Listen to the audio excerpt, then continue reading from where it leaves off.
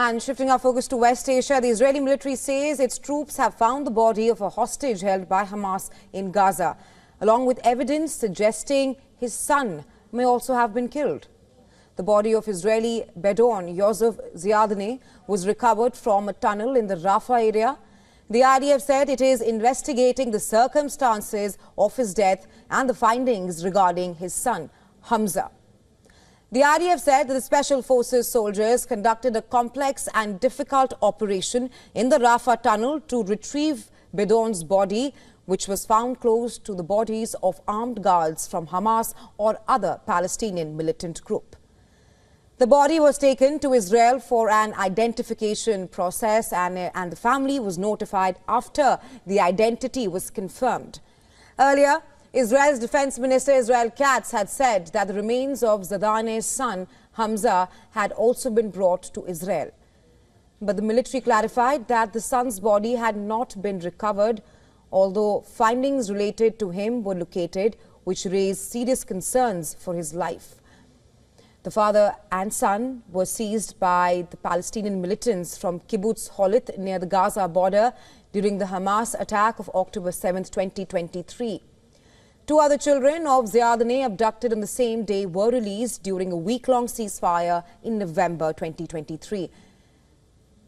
Meanwhile, U.S. Secretary of State Antony Blinken has said that a Gaza ceasefire deal and hostage release deal is very close, but asserted that it may not happen before U.S. President-elect Donald Trump's inauguration on January 20th.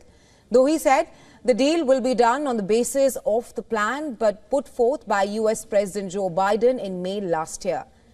Biden back then had unveiled a three-phase plan for the release of the hostages and a ceasefire in Gaza.